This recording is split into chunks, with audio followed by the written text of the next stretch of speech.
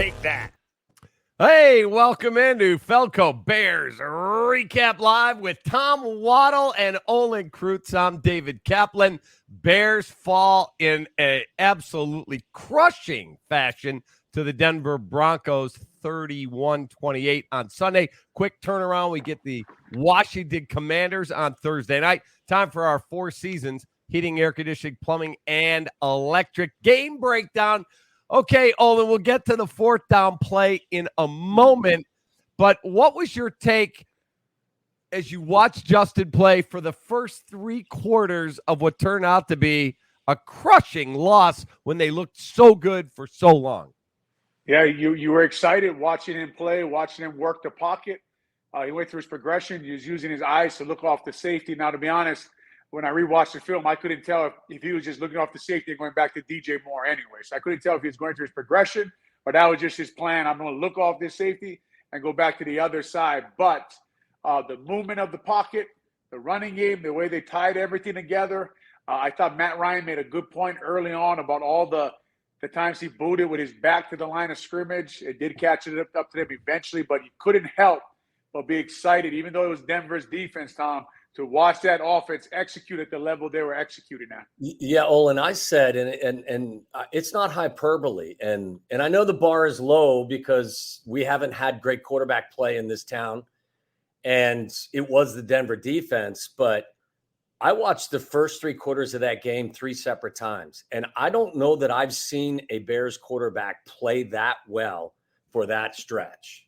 Now, you could probably find something, in the past and say, okay, but like he was 23 of 24 with 4 touchdowns and 0 interceptions in the first 3 quarters. And as you mentioned, the reads were all there. He made all the right decisions. Ball came out on time. And most importantly, like one of the things that I think that has hampered him over the course of his career is I don't think he's been a very accurate quarterback.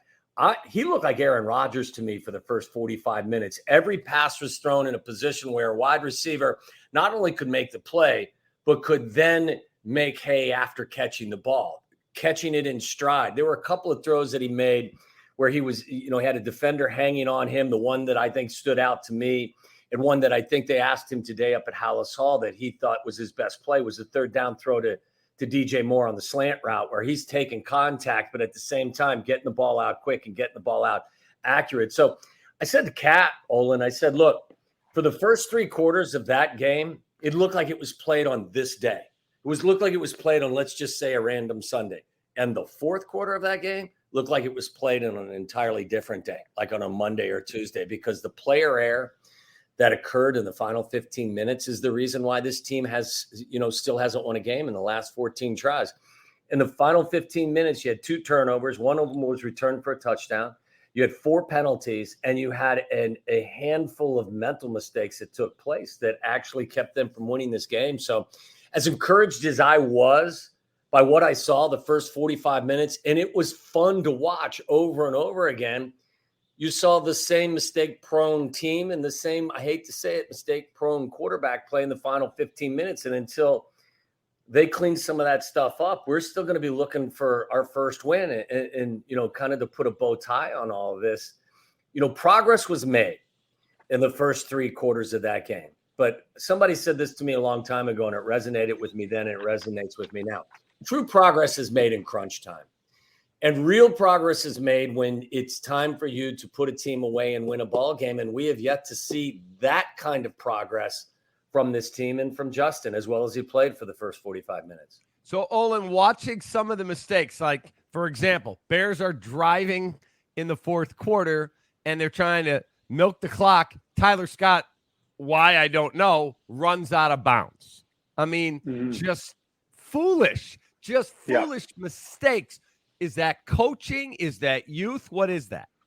It's both, right? It's learning how to win. And to Tom's point, there was a point in my career I thought, like, let's say like 2010, we made it to the NFC Championship game. We had no business being there, right, that year. We weren't very good at all on offense. Our offensive line was not very good at all. But there was a point in my career where it kind of flipped, where I wasn't as good as a player, but we could recognize critical situations and we knew how to win at that time. We knew when it was time to lock in and the plays had to be made. And that's what learning how to win is performing in critical situations. You see the holdings, you see the false starts, right? You see the mental mistakes on pass protection. You see the mental mistakes by Justin. You see the coaches even getting a little tight, right? Like I was running from Tom. I was wondering why Moore wasn't in the slot in the fourth quarter, because he was in the slot through the whole game. And they're motioning him and moving him, and all of a sudden you leave him in one spot, and guess who covers him? Surtain. Surtain's on him the whole time now. So now you have a combined, right, Cap? You have a first-time head coach. You have a first-time offensive coordinator. You have a second-week head coach calling defensive plays, and you have a young team, Fields surrounded by his best players are young first or second year guys. Of course they don't know how to win. They haven't won. Yeah, watching Justin the first 3 quarters, I saw really good accuracy, decisiveness. Again, you would know better than me. I'm not sure. Is he going through all his progressions? Is he just making really good plays? There were some open receivers, but I thought he threw with conviction. Yeah. That was what I was impressed with. Well, again, from a receiver's perspective, what you want to do is you want to have the ball thrown in a spot where you can try to make a catch. And I thought the team got a boost, and we can get to the Chase Claypool situation later, but I think the team got a boost from having Darnell Mooney as their second option. I think Darnell's a good football player. I don't believe that Darnell will ever be a 1. I think his size will keep him from being a 1 long term. But I think Darnell gives that offense something that Chase Claypool does not. And I think that they were trying to force feed this offense Chase. And when Chase wasn't involved in it, and you had DJ as your 1 and you had Darnell as your 2, and now your tight ends are involved, and Equinemius St. Brown made a really nice catch as well, and you're getting Tyler Scott involved in jet sweeps and some other stuff. I just thought the offense functioned more efficiently. And that could have been a byproduct of what the Broncos were doing. That's fine. But again, going back to, as a receiver, you want the ball put in a spot where you can make a play. And you also want the ball to be put in a spot where you can make a play after the catch. And we have not seen a lot of that. We were dead last in yak, and that spoke a lot to the lack of talent on the edge. But it also spoke to, to have yak, you have to get the ball in the hands of your receivers in a position where they can actually go with it.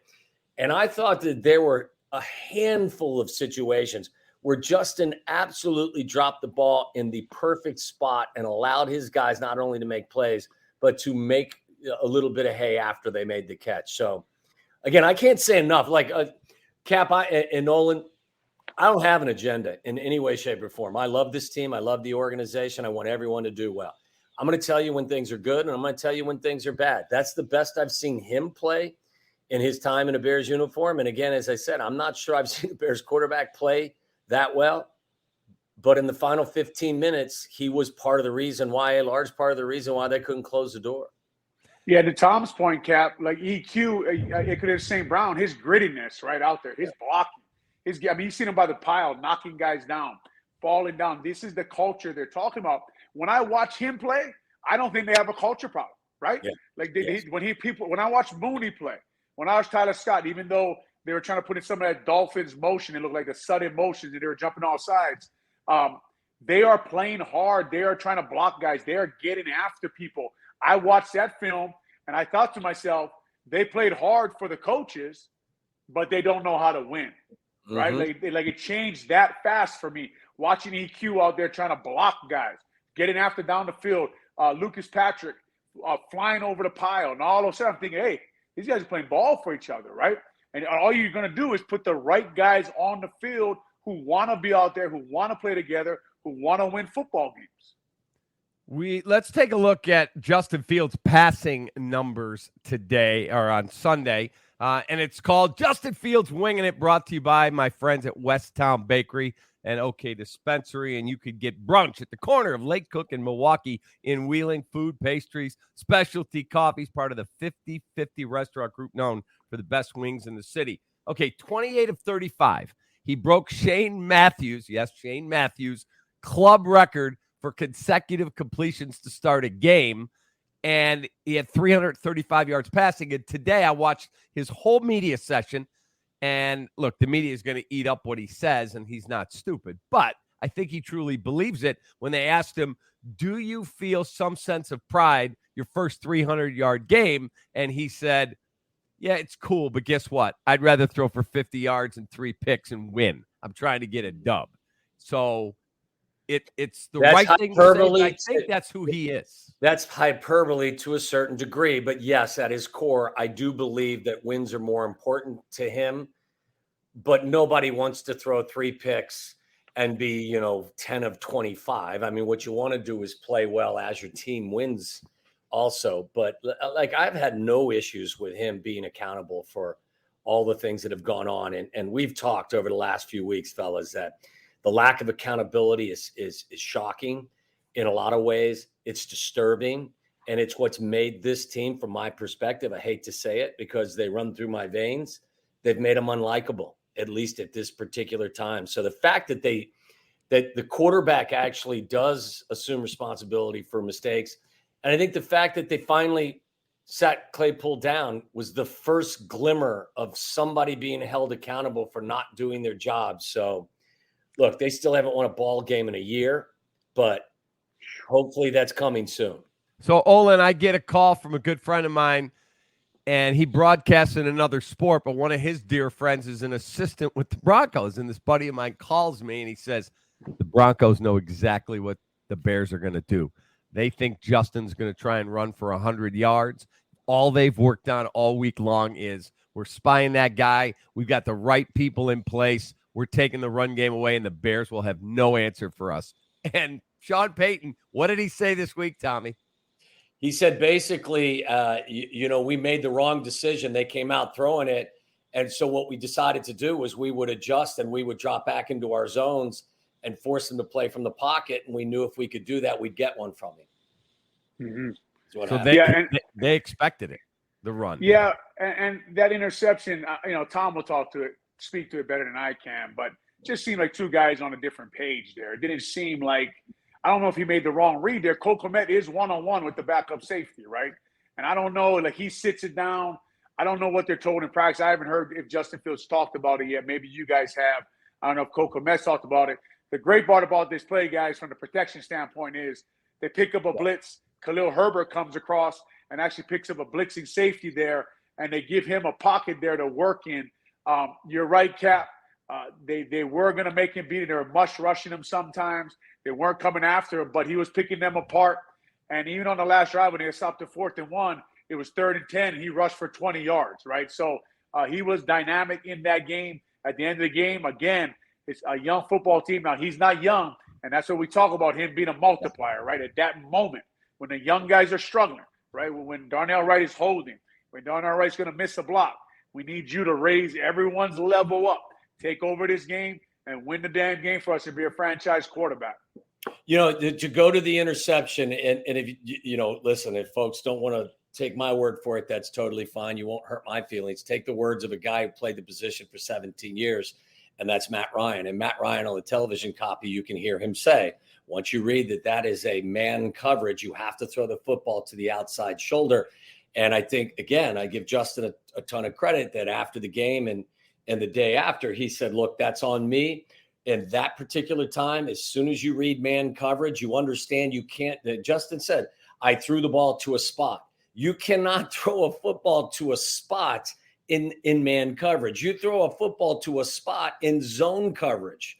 And again, to Justin's credit, he said, look, what Cole's supposed to do on that is he's supposed to work away from the contact. And if you watch the play, Justin throws the ball as if it is a zone route, and Cole does what he's supposed to do. And look, I've been critical of Cole and his inability to separate from defenders for 2 or 3 years now. I think he's a good kid. I think he fills a role. I don't think he's one of these tight ends in 2023 that separates and really threatens teams in one-on-one situations. But with that said, Cole, I thought, absolutely ran the right route. You lean on the cornerback or the safety, and then you sort of pivot to the outside. That's how that play is supposed to go in man coverage situation. And basically, Justin threw the ball to a spot. You can't throw the ball to a spot in man coverage. You have to allow your receiver to work against that man coverage and create some separation. And that ball, like Matt Ryan said, not Tom Waddle, Matt Ryan said, that ball in man coverage has to go to the outside shoulder. And the ball was actually thrown to a spot. And, you know, at the end of the day, it's a decision and it's a throw that ended what could have been a game-tying drive. All right, before we get into Chase Claypool and culture and all that, I want to go to the 4th and 1 play because I thought it was an egregious decision. You were hot. You were hot about this. I was. I thought it was one of the dumbest coaching decisions I've seen. Like, how do you not take the lead? You haven't won in a freaking year. God damn, man. Kick the field goal and force them to have to play from behind. And instead, they're out of the shotgun. They go for it. Okay, Olin, take us through the blocking sequence because I watched it a billion times. Darnell Wright is going to help Cole Kmet on the right side, and then he has to turn his body and try and get a linebacker who's walked up to the line of scrimmage who blows up the play. Yeah, it's inside zone to the left, right? And the back's aiming point is backside leg of the center. So this is actually inside zone left, but the back's aiming point is as downhill as it can be because it is 4th and 1, and we're just trying to get a first down. Now, Darnell Wright and Cole Kmet here, they have what's called a C block. And then if you look at it, it's A in the A gap, B between the guard and tackle, C between the tackle and tight end. That combo block stays on, Cap, no matter where that linebacker is, even if Darnell Wright has to one-hand the down guy. But the problem he made was you never turn your shoulders on a short yardage situation or the linebacker will fire and hit that gap and hit that hole and get downhill really fast. You have to realize the situation and you can't turn your body to that DN. You just give the tight end a little body presence, and then he would actually have to get his right shoulder under the linebacker's chin to dig him out. Just a mistake made here by your rookie right tackle. You know, can I speak to the kind of the overall, because Cap, you and I had this conversation as well. And look, yeah. I'm not tremendously passionate about the decision. Like if you told me you wanted to kick the field goal and then try to keep the Broncos out of field goal range and then out of the end zone, I'm not going to yell at you for that. But from a just kind of from a perspective, I looked at this game and I saw this Bears team being able to control the line of scrimmage. I saw them run the football effectively. Defensively, they couldn't stop a fart. Okay. So like at that particular time, if I get the 4th and 1, I can, if I don't end the game by controlling the clock, at the very least, I'm going to control that clock until 30 seconds. So not only have you been moving the ball well, but you have an opportunity. If, in fact, you convert the 4th down, you may be able to end the game, all right? If you kick the field goal, you are giving the ball back to Russell Wilson with 2 minutes and 55 seconds, and he's going to take, his offense to the line of scrimmage against a defense that hasn't been able to stop anybody. So to think if you had Olin's defense back in the day, or you had one of the in a second, kick it. You kick it, and then you know your defense. Like, listen, if Dan Hampton and Steve McMichael and Richard Dent are running out there after you take a 3-point lead, I'm all in. But when you don't even have to kick it, Tom. They'll get you the ball back. Yeah, exactly. Exactly. See, I was interested because people were saying, well, you did that because you don't believe in your defense. Well, there's still 2 minutes and 50 seconds left with 2 timeouts. Maybe you do it because you do believe in your defense.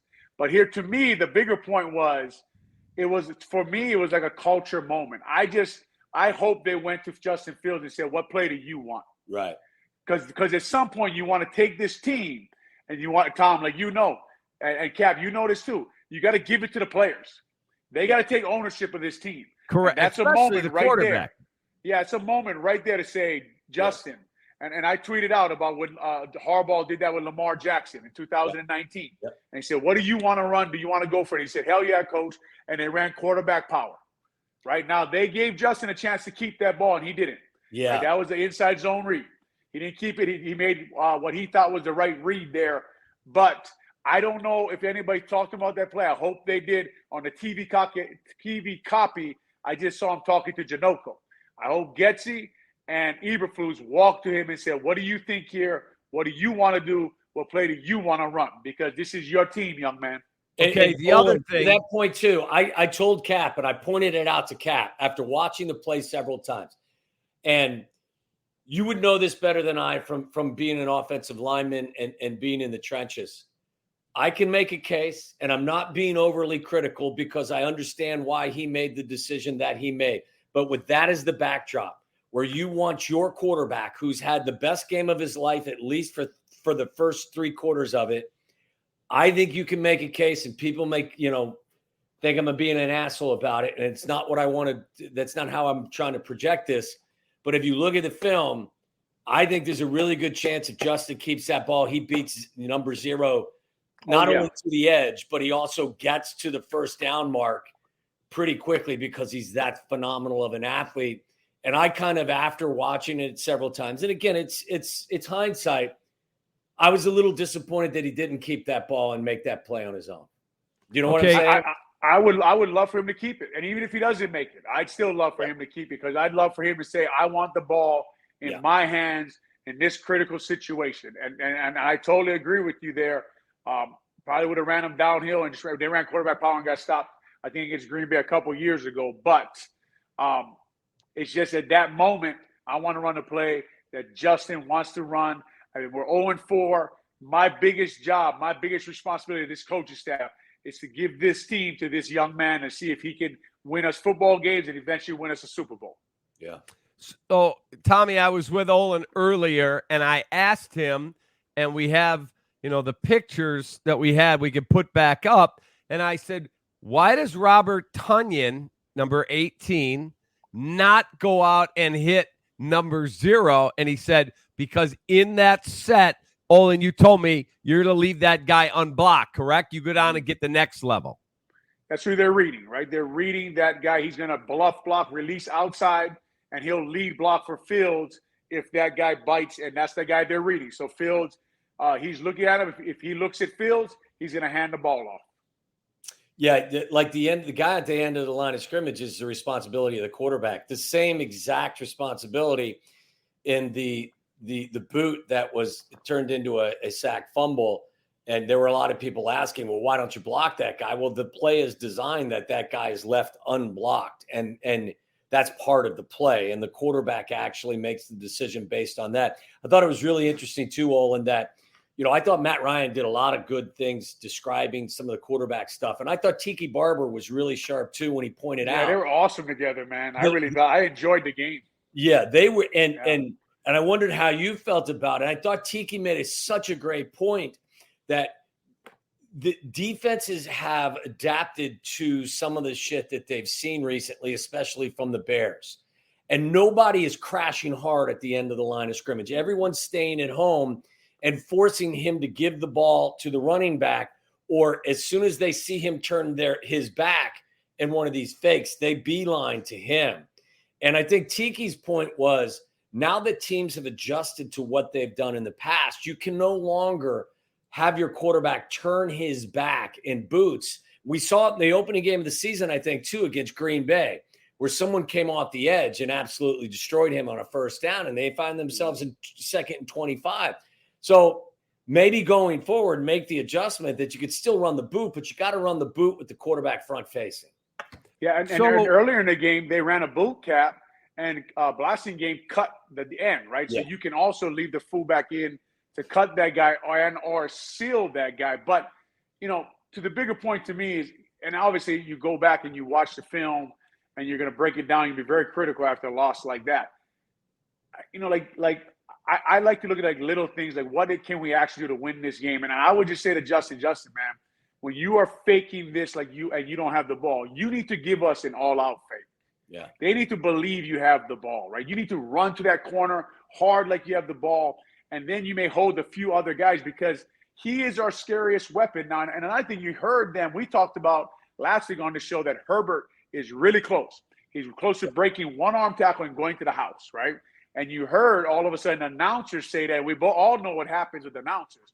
They meet with these coaches, and that's where they get everything from. So if you're a listener of our show, listen to the announcers, because the coaches behind closed doors give them everything about what they think. The announcers are really giving you the coach's point of view. And they said they think Herbert can do a little better, and he make dynamic plays, the explosive plays for them. Herbert's getting dropped, guys, by safeties on the spot. Yes. They're getting him to a safety because Fields is holding guys. The O-line is blocking. They got him to a safety against Denver, and the Denver had backup safeties in, and they were dropping him on the spot he got to. You expect your running back to beat that safety. Yep. We're going zero sugar cherry tonight. That's why you get 23 reps of chin-ups, Cap. I was doing chin-ups at Olin's house today, Tommy. How about that? Tommy, and his bicep is still on a milk carton somewhere. Listen, I'm not doing a chin-up unless there's an alcoholic beverage up high that I need to go reach. Whatever it takes, right? I can't get my hands over my head these days. So the 4th and 1 fails again. I was furious. You were furious. I was beat red. You called me, and you were so mad you wanted somebody fired immediately. I said, Olin, if I was the GM, my owner would have to tell me why I can't fire this coach in Soldier Field. Did you see poor Jeff King, the player personnel there in the suite, swearing into his hands? He was all of us. Yes. Yes. Oh, it's been tough, man. It's a lot of losing. But like I said, I don't mind that decision there as long as it was to give your quarterback the team. I agree. The Duke 811 says, holy crap, is this a regular thing? Cap, Waddle, Olin breaking it down. Subscribe. Okay, if you were betting your own money on it, if we lose ugly on Thursday, is Eberflus cleaning out his office Friday morning, or they let him keep coaching? I don't think so. I mean, who's going to take over? I told you. You pick up the phone and call Lovie Smith and go, dude, I need you to come in and be my DC. I don't have one. And then as I tell him, when I fire this guy, you're getting the interim. I'm going to defer to Olin very quickly here. You know Lovie better than I. Why on God's green earth would Lovie take that job? Because he's walking back in the building going, you guys ran me out of here, and guess what? You still need me. Yeah, I don't think they do anything like that, but it's interesting, right? Because you talk about the strength of staff, and Tommy said who takes over for him. And then you look at this Washington Commanders, I say Redskins, Commanders coming, the next game coming up. And you look at their staff, right? You say, well, if Ron Rivera ever had a year like Eberflus, well, there's Del Rio, there's Bieniemy. There's guys you could immediately say, why wouldn't you just let them take over? Yes. You open ChicagoBears.com and look at the Bears coaching staff, and you say, man, I'll keep Eberflus. Thank you very much, though. A guy right now, Cap, to come in and run everything new, and for players to listen to you out of nowhere and earn NFL players' respect, and that would just be, man, you're just tanking for the first, second pick, which looks like they're doing anyway. Yeah, let me add this too, and I'd love to get Olin's take on it. Look, you're still developing guys. This is year 2 of this regime, okay? And I'm not making a case for keeping the coaching staff long term, but what I am making a case for is some young players need some sense of stability, whether it's the guy that you think can get you to the top of the mountain or not. Like Darnell Wright is a good football player. Like what he needs is stability. There are other guys in that building that don't need a lack of stability. Could they be developed to a greater degree over the course of time by a different group? Maybe so. But I wouldn't ask this group that's already faced a ton of adversity to face more adversity by having to listen to somebody else. You know what I'm saying? Like, I don't know that you want to do that with some of your young players that you do have really high hopes for. All right, we're going to take our time out. We'll come right back because I want to talk Chase Claypool. We'll get more on Eberflus, and we'll get you ready for the Washington Commanders game after this. Mark, a little help here? Oh, keep it down. The noise is making them angry. Whoa. Hey, I'm not a beekeeper, but I can replace these windows fast. Feldco will be here for your home renewal needs. Right now, buy one window and you'll get one free, plus no interest until 2025. And we'll get it done Feldco fast. Buy one window, get one free, and soon. Hurry. Call now. Call 866 for Feldco. No. Feldco Bears Recap Live is brought to you by Feldco, Chicago's home renewal experts. Call 866-4-FELDCO. 4 Seasons Heating, Air Conditioning, Plumbing, and Electric. For all the right reasons, 4 Seasons. Vienna Beef. Go to viennabeef.com and use code CAP23. That's KAP23 at checkout for 15% off your order today. And Dr. Pepper. Grab an ice cold, refreshing Dr. Pepper today at a McDonald's near you. All right, I want to get into Chase Claypool. Chase Claypool is away from the team. Eberflus, I thought, embarrassed himself on Sunday after the game. I know his head's spinning. He just lost a tough one. He's lost 14 straight. Coach, did you guys tell Chase not to be here? It was a choice. When did you tell him? This morning. Turns out it was Saturday that he's got to come back, and the PR staff has to correct it. Then he was on with me and Jonathan Hood on ESPN 1000. He said, can I set the record straight? We told him on Saturday, and I'll give you this. We've told him not to come back in the building this week. There's no way you're bringing him back in next week, right, Olin? Listen, if the Bears' third down defense is 32nd in the league, their PR media area is 33rd in the league, okay? So I'm going to tell you right now, Eberflus, yeah, I'm sorry. And I know people hate me in that building anyway. Eberflus now, Cap, he just coached a football game. You're the PR department. You're Ryan Poles them. You get down there and give him information about what's going on. Look, we asked him to stay away. Or what you have to be in front of this. That is your job. Yeah. You have to be in front of these questions that are about to be asked by the media in Chicago, which ranks maybe number one in analyzing the football team in the NFL. I told you I went to New Orleans, just a shock that there was no media there at all, right? This is Drew Brees and the boys. No one's even covering them, okay? So I don't blame that so much on the ball coach, right? He's a football coach. I am tired of talking about Chase Claypool. I don't even know what the hell to say about that guy. He's not good enough to talk about, right? I don't hate Chase Claypool. Look, I turned the film on. We knew week 1 he shouldn't be here. That's correct. On Ryan Poles. That's not on Eberflus. Yeah, I couldn't agree more there. Like, look, I think that there's a certain degree he's focused on coaching a football team, and I'm not suggesting that he has handled the situation well, but he needs to be coached up on what the temperature in town is and what people are thinking and what people are saying. Thank you. But to the Chase Claypool issue, look, I don't blame the media at all for asking all of these questions. If you open the door and you allow them to ask you 20 questions, then they're going to ask you 20 questions. With that said, if I was them, I would have said, look, we haven't won a football game this year. We haven't won a football game in our last 14 times we have trotted out there. He's not even with us right now. This is a distraction. So what I'm going to do is I'm going to tell you very briefly the situation, and then we're going to move on. And if you have any other questions about transactional issues, ask the general manager because he's in charge of all of that. But right now, I got to find a way to coach the guys that are in my locker room and get them ready to play a Washington team that is very competitive.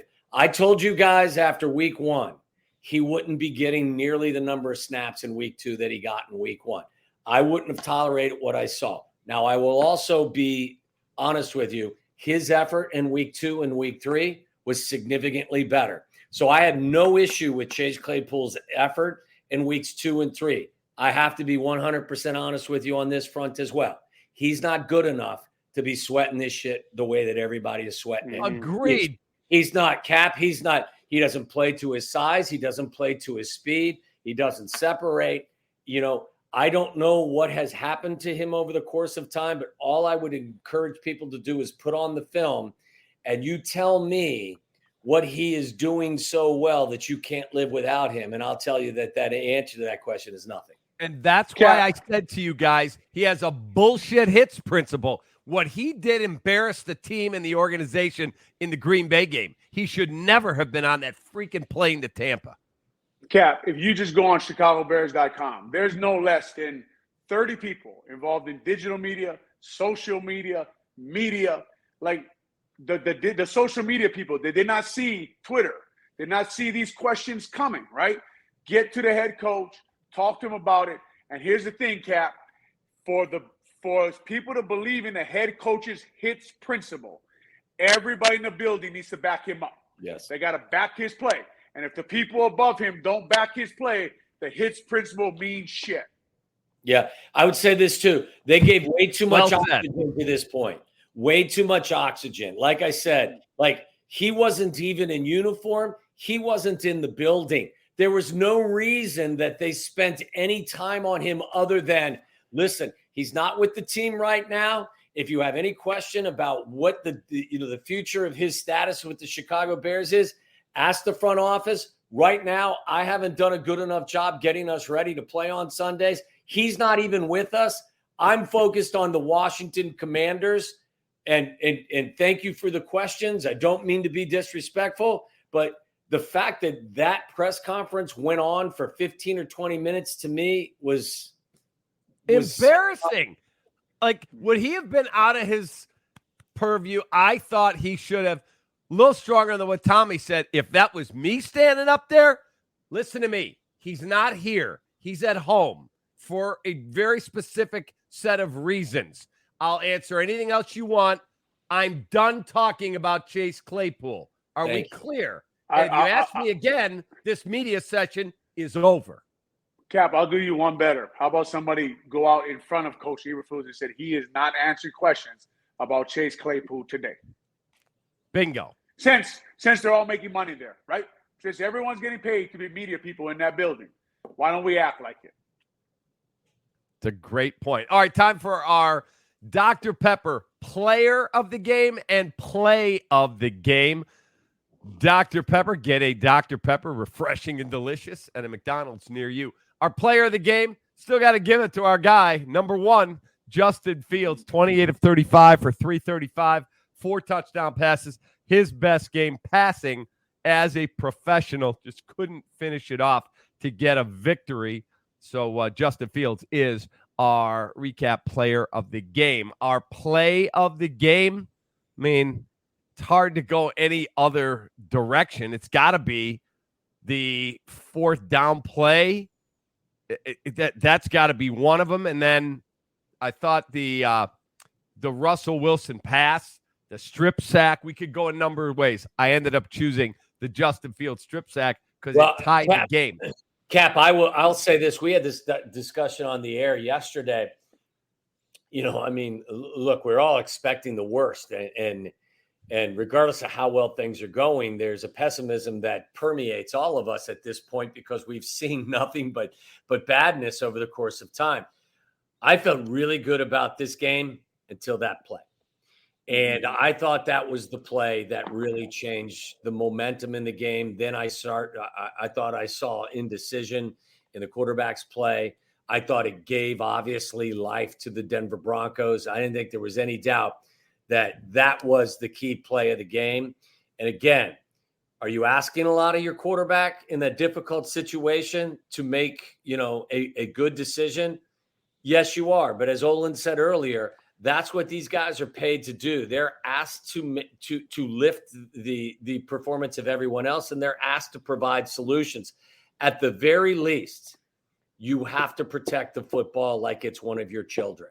And under no circumstances, even if a defensive lineman is in your grill and you weren't expecting him, you have to secure the football. And unfortunately, that did not take place. Olin, how do you feel about it? Yeah, I mean, that play, obviously, that quick 7 right there, that was deflating for the Chicago Bears. I will say this, when I rewatched the film, it's easy to be a Monday morning quarterback. As you guys know, I coach up there at Carmel Catholic, and all game I'm asking guys before we run our boot, what they were running there, what's this specific defensive end doing somebody watch the backside. What defensive end should we run it at?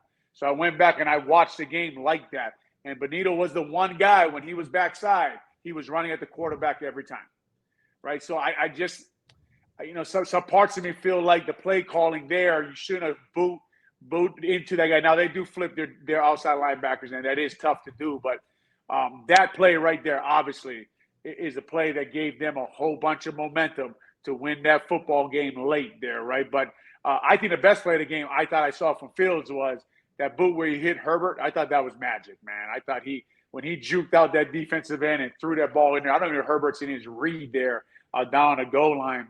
Like Tom's saying, man, for 3 quarters, that guy was doing everything you could have asked from him. I would say, too, like, again, I reference what Tiki Barber said during the game. Maybe going forward, you have to eliminate the plays where the quarterback is turning his back to the defender because the league has made adjustments to what they're doing. And the last thing you want to do is find your quarterback in that situation again going forward.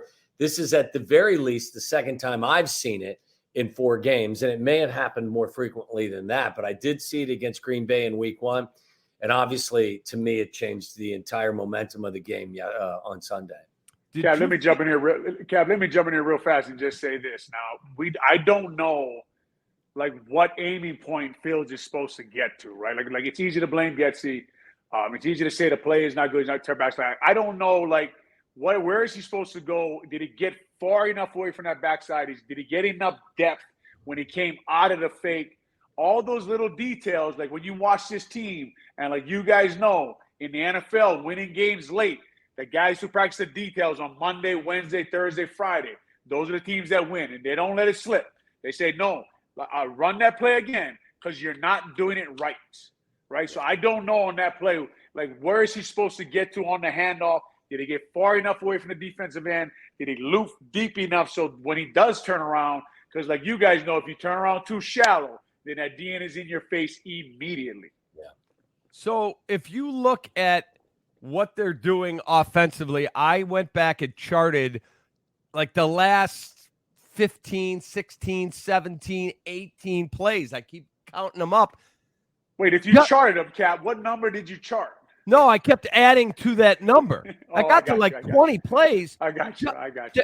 No designed runs. Like for all him, of a sudden, we took the ball out of Justin's hands. He took the snap.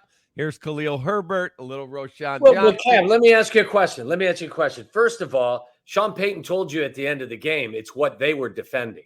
Like, that was their singular goal, was we were going to take the design runs away from him. And when you saw 1 or 2 of them, they went nowhere. And by the way, they were moving the ball effectively. Khalil Herbert was running the ball. They were throwing it down the field. They even incorporated a couple of jet sweeps that were positive plays. Like, there was nothing wrong with how they were moving the ball down the field for the majority of the game. Player execution errors got them beat in the end. I'm passionate about, like, could they have done something somewhat different? Fine, maybe so. But they came out in the second half. The first drive of the third quarter was a 9-minute drive that they took to the end zone. Okay, the next drive you had a 3-and-out. That happens. Even good offenses. Pat Mahomes takes 3-and-out sometimes. The next drive, you went 1st and 10. You got a good gain on the first play. You were 2nd and 3. You got the first down. 1st and 10. You got a good gain. You were 2nd and 3. You got the first down. You're 1st and 10. You get sacked for a strip sack, and the ball goes the other direction. Like, they were still moving the football. So, like, I think, the ebbs and flows of a football game, an offensive coordinator has to be on his toes. But, like, I don't look at that game and say, well, in the second half, what would you guys do? Okay, you could have tweaked some shit, but at the end of the day, you were still having success against the Denver Broncos doing what you were doing. Yeah, and in that long drive, the thing that amazed me was, just going back here on ESPN, was how they overcame like a 2nd and 18. Penalties. And they overcame like that. This offense, even though that we keep saying we don't know how bad this Denver defense is, and the Bears defense ain't, like, we talk about the offense because it's Fields, but the defense just gave them touchdowns late in the game. But they were overcoming 2nd and 18. They were overcoming false starts. They were overcoming sacks. And Justin Fields just kept making play after play. And then something just happened, like Tom keeps saying, in that fourth quarter where it's like, man, where is that execution, right?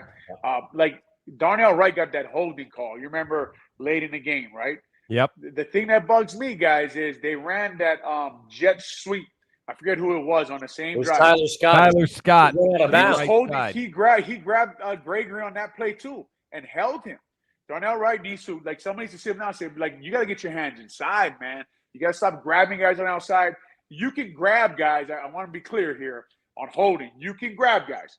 You just can't prevent them from going where they want to go. So you can clamp them up, right? But if he goes to run this way, you can't pull him back.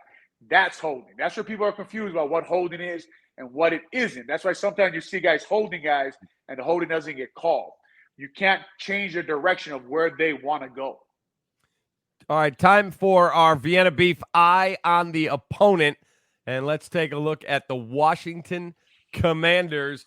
I'm happy to announce my partnership with Vienna Beef this year. Great taste and flavor since 1893, celebrating their 130th anniversary. Look for one of my favorite kits, the Chicago-style hot dog kit. Perfect for any tailgate or game day. Go to viennabeef.com. Use code CAP23 at checkout for 15% off your order today. Perfect for your football watching parties, especially you Chicagoans who moved away. All right, let's talk about some of the top guys we're going to have to contend with.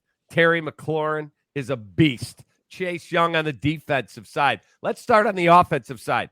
You got Sam Howell, a young quarterback. Brian Robinson, a running back. Terry McLaurin is as good a wide receiver as there is. So, Tommy, you take the offensive side first. How do you stop them with a banged-up Eddie Jackson, if he even goes? Probably no Jalen Johnson, and we can't sack the quarterback. Yeah, look, it's a dilemma. I mean, they can't stop anybody. It's the reason why you and I yelled at each other on Sunday. Like, I had no problem with them going for it on 4th down because I have more faith in their offense than I do with their defense at this time. I just want them. I want you to go down swinging. Like, if you can't pressure the quarterback with 4, bring 5. And if you can't pressure the quarterback with 5, bring 6. And I got it. You're playing backup defensive backs. But go down taking your best shot. It's going to be a handful for them. Like, look, they're not a juggernaut for in terms of an offense. They've scored a lot of points. They scored points against Philadelphia this past weekend. They scored points a couple of weeks ago. Like, they can move the ball when they need to. They're not going to make you forget about the Kansas City Chiefs, but they've got some guys out on the edge. They're going to score. I think it comes down to whether or not the Bears are going to be able to put a number on the scoreboard against the Washington defense. Okay, yeah, so stop this offense. You have to get outfield on 3rd down, right, Cap? Yeah. They got to get pressure for somewhere, man. I mean, even thinking outside the box and going to like a 3-3-5 and bringing Noah Sewell on the field and getting your safeties like Brisker involved in some kind of blitzes and screwing up their identification. We keep talking about it. I would go to Billings, Justin Jones, Yannick Ngakoue, bring on 3 linebackers and start walking guys around because I got to find pressure from somewhere. Yeah. So explain to me then, Olin, how you handle Daron Payne and Chase Young and Montez Sweat. Like, we talked last week and you said to Tommy and to me, yeah, I'm not as concerned about the interior of Denver as I was with Kenny Clark or Vita Vea. How do you handle this Washington front four? Because they're a beast. You ever seen John Wick? They call John Wick Baba Yaga, right? The boogeyman. And the boogeyman, They faced one boogeyman. This team's got 4. They got 4 monsters up front there, man. And we don't have, as of yet, a dominant offensive lineman. Now, they did leave Darnell Wright by himself a lot against the Denver Broncos and chipped a lot for Borum. But against these guys, it's almost like everybody needs a chip. Cap, you got to run the ball downhill, man. You got to run downhill. You got to be stubborn with it. You got to protect your young quarterback. And then when you do get him on the move, you got to seal the edges for him so he can get out there. They got to use a little more blockers in their boot concept. And hopefully, like the Denver Broncos, they drop guys all over the place that are running those crossing routes in the middle of the field and give him half-field reads, get the ball out, screen, sprint right, sprint left, run these things that really protect your quarterback. The only problem is, like you guys know, to run an offense like that, you got to have a good defense and a good special teams. And for the Bears, when you look at them, you don't see any of that stuff. I'll say this too, guys, as well, real quick. I think this is one of the more intriguing games in recent history for this Bears franchise and this coaching staff and this quarterback, because we're going to find out if some of the fantastic things that the quarterback and the offensive coordinator designed and all of that transpired in the first 3 quarters of this game. Now, again, they didn't close the deal. And as I said earlier, true growth and real progress occurs in crunch time. But can you go to Washington against a more stout defense and build on some of the really good things that we saw on Sunday? Or are we all going to be sitting around on Friday saying, well, that was all more a product of Denver being a horseshit defense than it was our offense actually finding answers to the questions? And I think that good point. That this game, for me, is the most intriguing game of the entire season after the Green Bay game to open the season. Who are you? What we saw for the first 45 minutes against the Denver Broncos, was that more about you and your quarterback, or was it more about the inefficiencies and the ineffectiveness of the Denver defense? You're going to step up in class against the Washington Commanders. They've given up points, but they're a more stout defense. Can you do some of the same things and have success against them the same way you did against an inferior Denver Broncos defense? Or are we going to be sitting around next week at this time saying to ourselves, well, we went right back to where we were before, and it was more a product of a bad defense the week before? Hey, Olin, what do you do? Tevin Jenkins, Luke Getsy said today when he met the media, we think we have a chance to have Tevin back in the lineup on Thursday night. His window to be activated is open. If he comes back, he's at left guard. Larry Borum's at left tackle. Darnell Wright's at right tackle. I assume Nate Davis is going to be at right guard. Who's at center, Cody Whitehair or Lucas Patrick? Cody Whitehair goes back to center, right? You try to get to your original plan. Nate Davis now, there were still communication issues, but I thought his feet got under him late in that second half, and I can see why they gave him a little bit of money to play that right guard spot. The man can bend, and he can root guys out in the run game. So they have to work more together. There were some mental mistakes in there, him leaving too early on pass protection when Lucas thought he was going to be there, him not fitting in quite correctly with Darnell Wright on double teams. The more he's in there, I think you'll see them improve. Get Cody Whitehair in there at center. Tevin Jenkins, we've all seen when he plays. He's a big, good, physical offensive lineman now.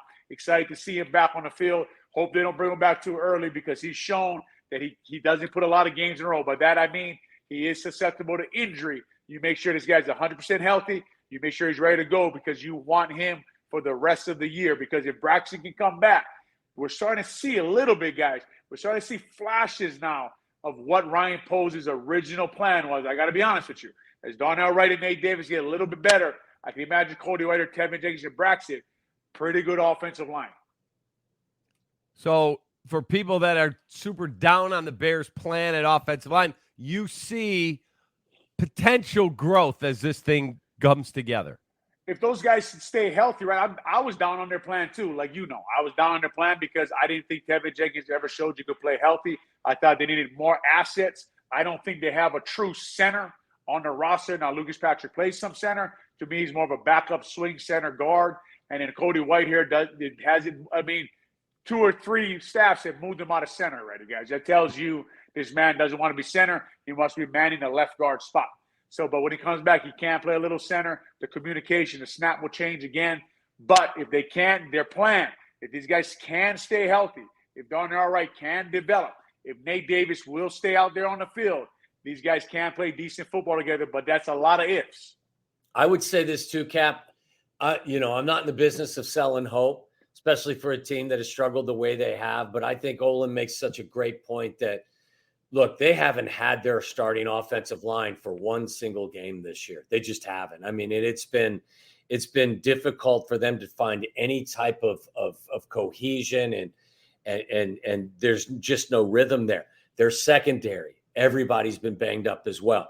I just personally, I'm not telling you I think that this team can contend for anything, but I want to see some of these guys, young guys, play. I want to see them get healthy, whether it's Jalen Johnson or it's Kyler Gordon or Eddie Jackson to get back involved, or some of their offensive linemen. I think they're a better football team than we've seen the first 4 games. I think that there are some young guys that you can grow with going forward. A lot of guys have been so banged up and so hurt that it's just accentuated the negative to this point. Do you feel like they've lost 14 in a row, for Christ's sake? I mean, it's unbelievable. But do you feel like they got a chance to beat Washington? Not on the road, I don't. Not without a pass rush and not with Washington's defensive line. I don't feel like they have a chance. They'd have to luck in the takeaways like we keep talking about. Washington's offense scores a lot of points in the fourth quarter. I think they'll get used to the Bears defense. And without the pass rush, without the D-line, the 2 guys who, like, when you see promise, you see hope. The 2 guys we got to start seeing promise and hope from are Dexter and Pickens. Yeah. Those are the 2 guys that's got to start flashing for us somewhere. I haven't seen them flash at all yet. And that, to me, I see flashes out of Darnell Wright, Tom. I see flashes out of offensive line. And like you said, I see Mooney. I see Moore. I see Fields playing good. Looking for someone on that defensive line, some young player that I can buy stock in. Well, it's Tommy, make your prediction. Listen, I can't pick this team as much as I want to. I can't pick them to win until I see them win.